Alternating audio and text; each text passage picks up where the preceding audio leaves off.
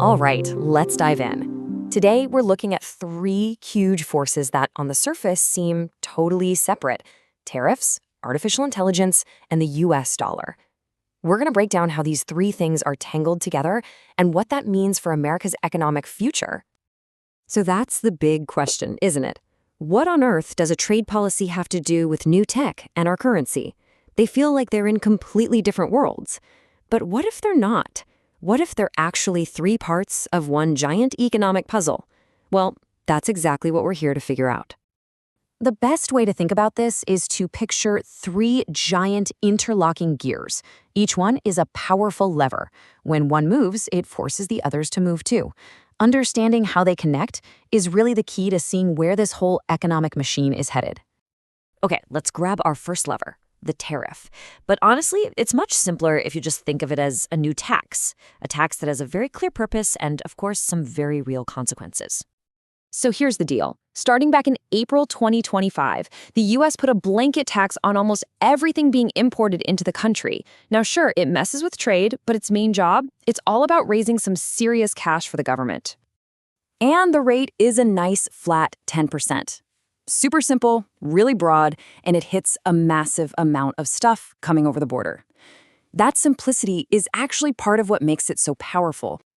But, of course, there's a catch. There's always a catch, right? A tax on things we buy from other countries means, well, higher prices for us. The immediate hit is about a 0.4% bump in inflation. That's the part you feel right away in your wallet. So why do it? Well, here is the payoff.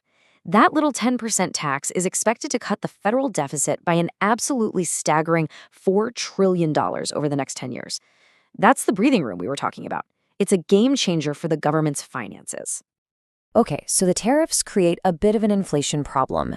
How do you solve that without just slamming the brakes on the economy? Well, that brings us right to our second lever, the AI engine. This is the force that's supposed to cancel out that price pressure.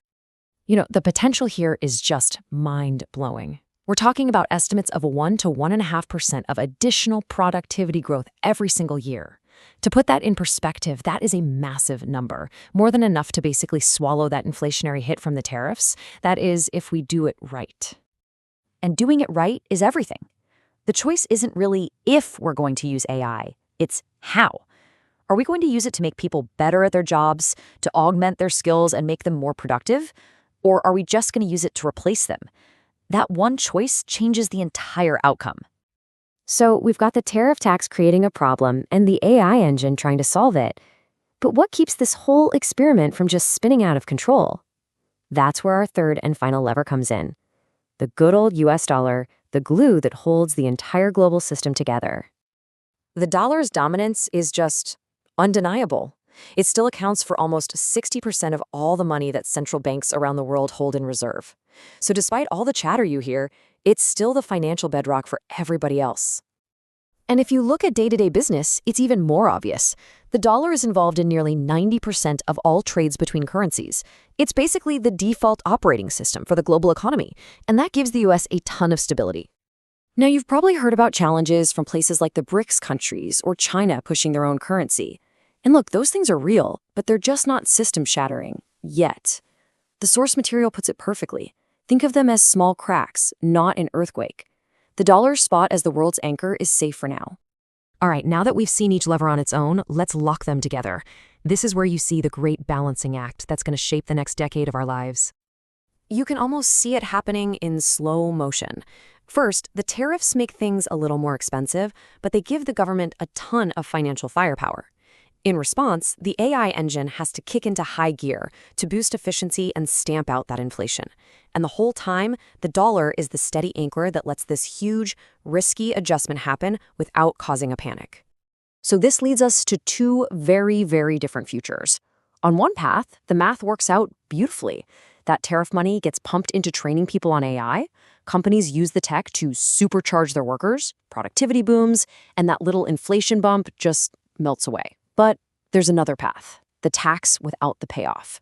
In that future, we drag our feet on AI, inflation stays stubbornly high, and the economy just sort of disappoints. The stakes couldn't be higher. Okay, I know that was a lot to digest, so let's boil it all down into one simple cheat sheet, just the must-know facts.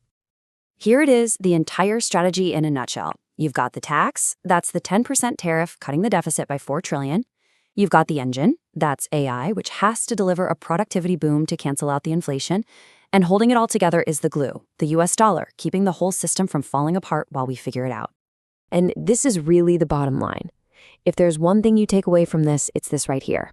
The whole plan, the entire thing, works on one condition.